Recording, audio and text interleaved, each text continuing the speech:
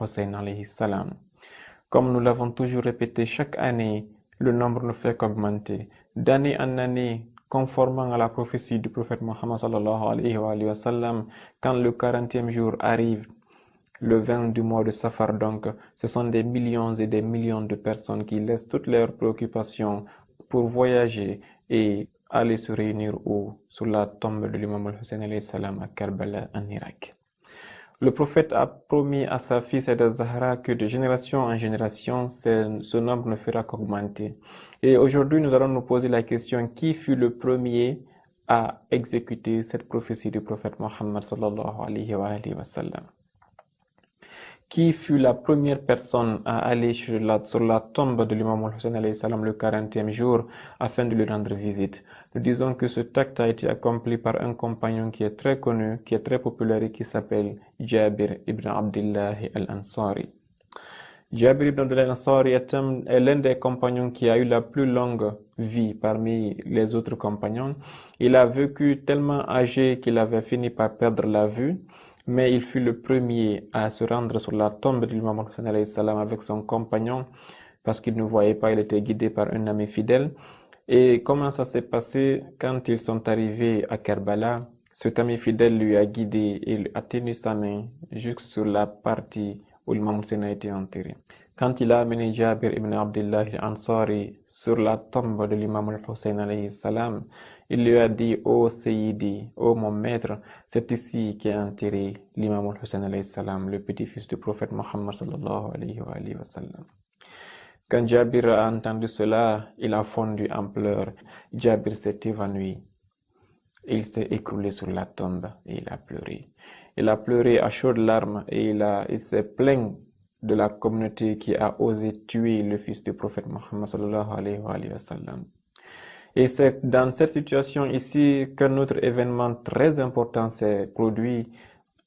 La famille du prophète Mohammed sallallahu alayhi wa sallam, les survivants qui avaient été épargnés 40 jours auparavant et qui n'avaient pas été tués pendant la bataille de Karbala, ils avaient déjà été transportés de Karbala à Koufa et de Koufa à Damas chez le calife, prétendu calife Yazid.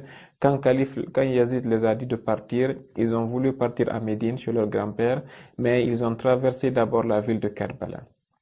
Et c'est sur le 40e jour aussi qu'ils sont arrivés à Karbala. C'est une autre preuve que c'est une sunna du prophète Mohammed sallallahu alayhi wa sallam et de ses successeurs. Car l'imam Ali Zayn al-Abidin alayhi salam, qui était le fils de l'imam al-Hussein, donc le 4e imam, ainsi que sa tante Sayyidah Zainab alayhi salam, qui était la petite sœur de l'imam al-Hussein alayhi salam, quand ils sont arrivés à Karbala, ils ont trouvé Jabir sur la tombe en train de pleurer et ils se sont associés à lui pour organiser des cérémonies de funérailles ainsi que des assises de commémoration et de deuil afin de pleurer l'imam Hussein alayhi salam. Cet acte a été l'acte fondateur de la cérémonie de Arba'in. Depuis ce jour-là, c'était le premier 40e jour de l'imam Hussein alayhi salam, c'était en l'an 61 après l'Hégire.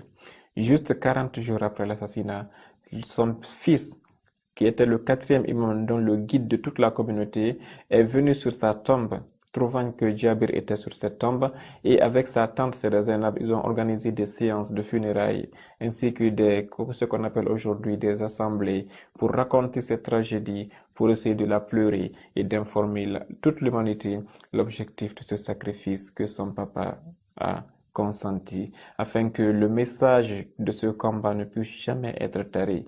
Et depuis ce jour-là, on va dire que Jabir fut le premier à venir. Il n'était qu'une seule personne, rejoint quelques heures après par l'imam Ali Zayn al-Abidin alayhi salam.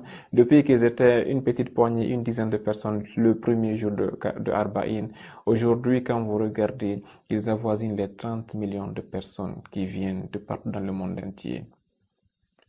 Cela est la preuve la plus manifeste que c'est un acte qui a été bel et bien légitime. S'il n'était pas légitime, le 4e imam de l'islam n'allait jamais le faire.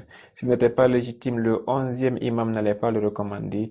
Si ce n'était pas légitime, le prophète Mohammed sallallahu alayhi wa sallam n'allait pas promettre à sa fille Sayyidah Zahra que ceux qui vont pleurer l'imam Hussein, Dieu va les crier et il va les rendre nombreux génération après génération.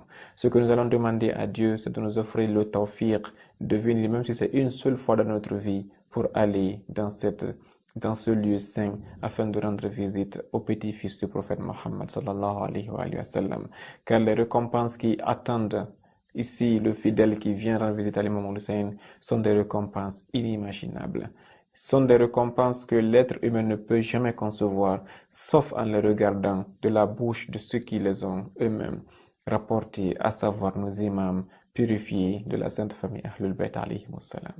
Ainsi, espérant vous retrouver dans la séance prochaine, je vous dis assalamu alaikum wa rahmatullahi ta'ala wa barakatuh.